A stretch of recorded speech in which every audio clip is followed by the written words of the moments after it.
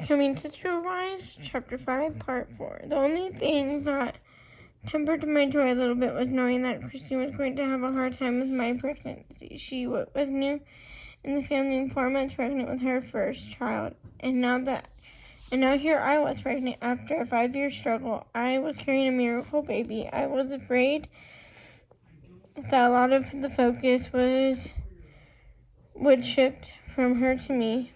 Well, I didn't blame her for being slightly resentful that I stole her thunder. I tried not to dwell on it, and I was so excited and happy that I'd finally gotten what I always wanted. After Leon was born, I was certain that I was going to have more children. My entire life, I'd always wanted 8 kids, and the fact when Cody and I started dating, this was something we talked about on a regular basis, but once I had Leon, my body didn't want to give me any more children. Cody and I tried everything to help me conceive, from medical doctors to holistic healers, but nothing worked. The most difficult thing for me was knowing that the fertility problem lay with me and not with Cody, since Janelle and Christine got pregnant so often and so easy. It was clear that Cody had no problem fathering children. I struggled to come to terms with the fact that I was somehow defective. Cody never made me feel bad for the fact that I wasn't able to get pregnant again, yet sometimes I couldn't help but feel that my sister wives used their pregnancies to validate their marriages to Cody in a way I couldn't. I know they never intentionally flaunted their fertility, but because I struggled so much with my infertility issues, I often wondered what place I had in the family. When Leon was 12 years old, I had pretty much given up hope of having another child. Then, completely out of the blue, I got pregnant again. My joy, however, was short-lived. I lost the baby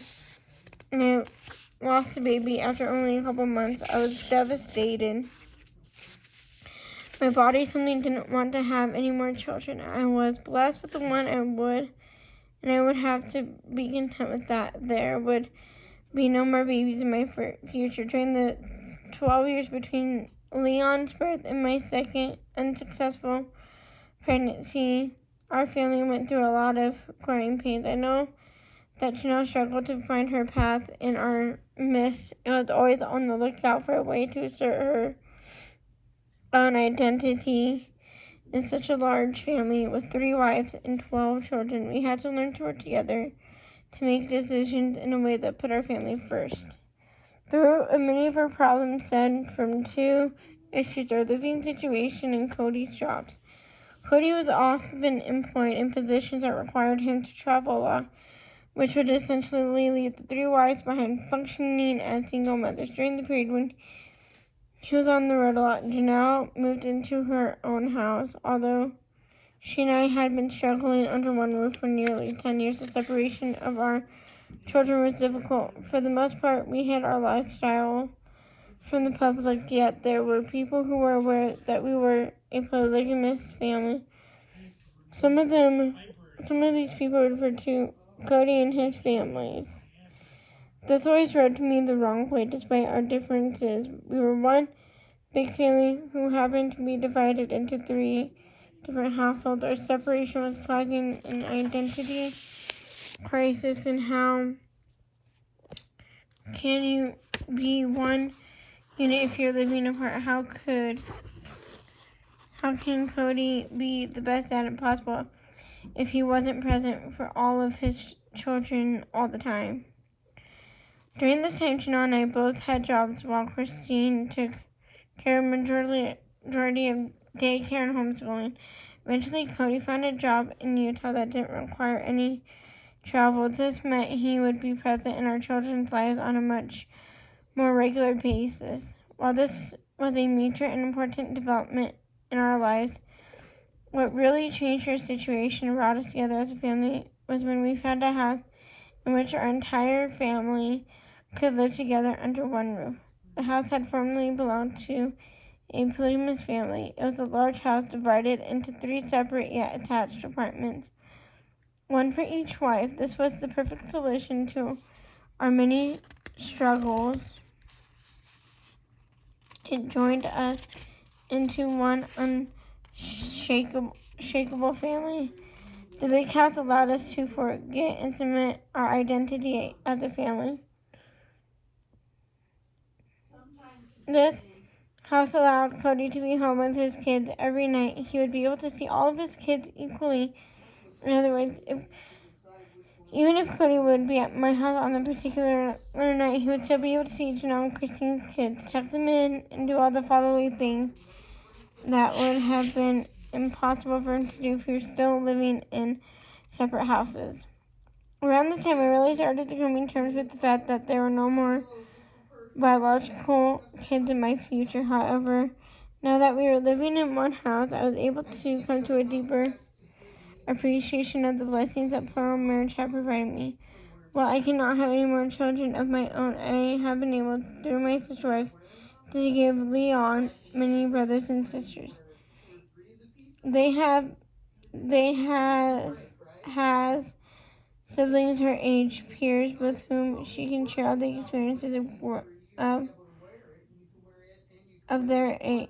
They has siblings their age, peers with whom they can share all the experiences of growing up, as well as siblings who are younger and look up to them. If I hadn't chosen polygamy, I hadn't been called to it and listened to that call, I would not have achieved the large family I'd always dreamed of having. Plural marriage has blessed me with what my body denied me. I have a wonderful relationship with all the kids in our family. Naturally, with so many children, I'm closer to some than to others. It's hard to describe my relationship to all the children who are not biologically mine. I have been an essential part of their upbringing in the same way Janelle and Christine have been a part of Leon's. I may not be their biological mother, but I am a mother to them. Since I have more time on my hand, and since my living area is quite a bit more peaceful than others, I'm the mom the kids come to when they want a little quiet time away from their siblings. They call it Mary time. It's wonderful. It's a wonderful feeling knowing there's a huge pack of children who love me and want to hang out and have fun with me. When we moved into the big house in Utah, the one featured on the first season of Sister Wives, it was time to start working through a lot of my difficulties with Janelle. We are both incredibly devoted to our family and our faith, despite our differences. We are committed to creating the best and safest and warmest environment for our kids. Often people ask me if I'd be friends with my sister wives if they weren't married to my husband. This is a difficult question, but it goes as long as to understanding the nature of sister wives.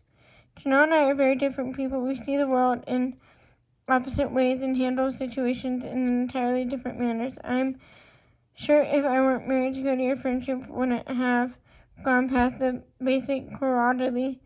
Since we share a husband, a lot of our differences are brought into the open, and confrontation is impossible to avoid. The nature of our singular relationship has forced us to confront those differences and examine the way we treat each other. While it's time to know, and while it's true that Janelle and I each chose to marry Cody, we weren't always truly aware of the relationship and struggles that lay ahead because of our commitment to our family. We have to find a path down which we can travel together. One of the benefits of polygamy is that you grow in the religion. You are forced to examine yourself and your treatment of others, especially your sister wives with whom you often have complicated relationships. Polygamous families are often works in progress. Chanel and I never had a close relationship. We don't gossip on the phone or grab lunch in our free time.